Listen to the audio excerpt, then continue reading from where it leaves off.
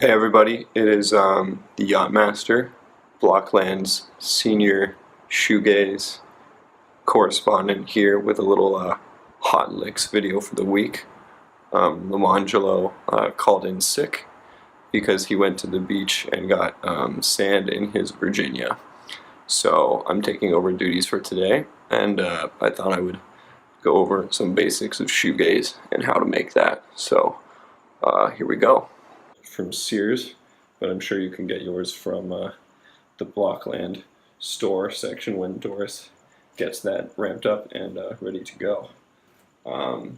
Alright, so sure, next thing that you need is obviously a guitar. It's actually illegal to play shoegaze on anything other than a Fender Jaguar or a Jazzmaster. This is a 1994 Japanese model.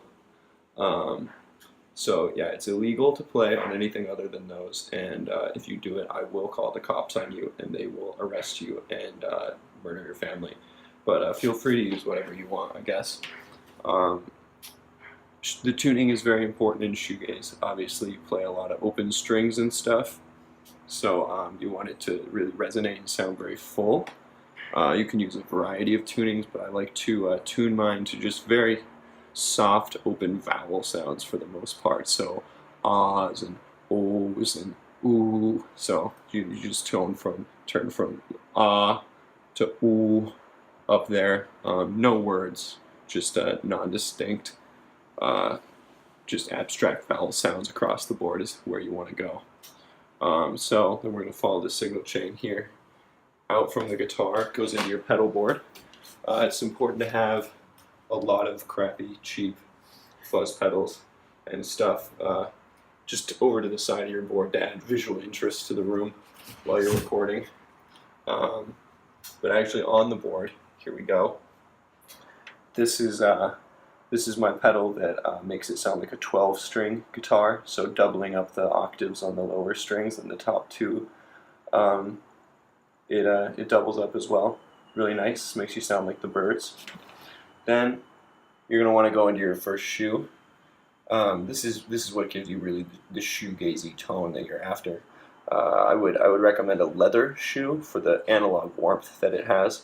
You can use cloth, but it's more muffled and a little bit flimsier. And if you use a plastic shoe, it will sound like goth. Actually, not shoegaze, so I would avoid that. I like the open back here because it gives it a little bit more of an airy and open sound. But feel free to experiment with whatever you want to use. Next, we have the HM2 heavy metal pedal from Boss. It's just a very light, transparent overdrive, basically. Doesn't really change the sound very much. Just adds a little bit of character. So we're gonna turn that guy on. Oh, I forgot to turn on this guy first, and then also gotta turn on your shoe. That goes into this, the Plimsoll, which sounds like a bit of a British amp, so like a Marshall or something. It's very powerful, so you just want to use just a little bit to add some grit. So turn that on and just barely dial it in just a little bit, just not much. Just all the way up right there like that. That's good. Next, we have a tremolo pedal. This one, you can hear this on a lot of My Bloody Valentine stuff, but also on like the Smiths' How Soon Is Now. It kind of goes whoa, whoa, whoa, whoa, whoa, whoa, whoa, whoa. Makes it kind of have that cool choppy sound. This one is huge and way too expensive, and I almost never use it. So let's go ahead and turn that on. This over here is my chorus ensemble, the CE20. It was fairly inexpensive, and it's also fucking gigantic. Runs in stereo, so you can run that sound into 2 amps or amp sims and pan them hard right and left, so it really widens the sound a lot. So you go ahead and turn that guy on. This is a phaser pedal. No, it does not set to stun. Before you want to fucking ask me that, you goddamn nerds. It does not set to stun. Keep it on vintage. Just a little bit. You keep the feedback low and the speed low, and then the mix just right there at noon. Turn that one Don't look at this pedal. Don't ever fucking touch it. Definitely don't turn it on. We'll never talk about this again. You never turn this pedal on. Okay, and then you're gonna want to end your signal chain with the pair of the first shoe that you had in the signal chain, because otherwise you're gonna get weird feedback issues and stuff, and that just closes the signal path. So you usually want to match it, otherwise you'll run into phase issues and things like that. So go ahead and turn that one on as well. From there, that's the last pedal on the board, obviously.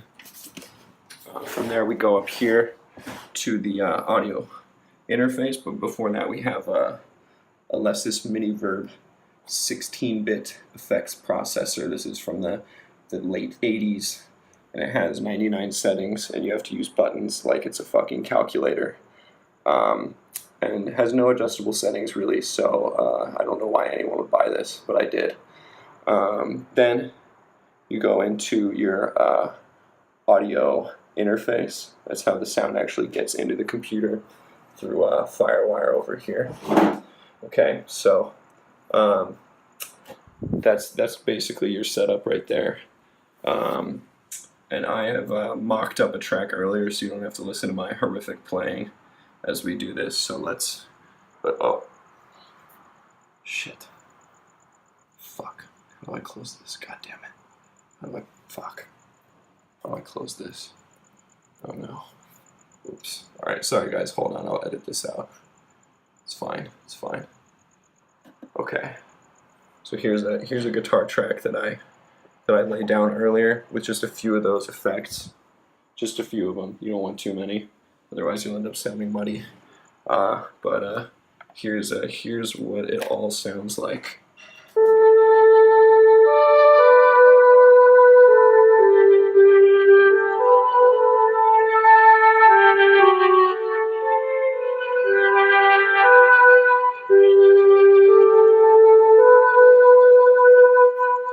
It's really a very unique guitar tone that you won't hear many players use outside the shoegaze genre, obviously. So that covers it today for shoegaze basics. Maybe I'll do another one of these videos if you give me a lot of comments and send me money in PayPal.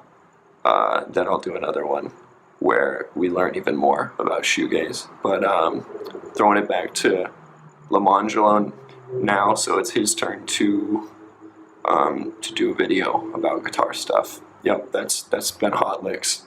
Thanks. Oh.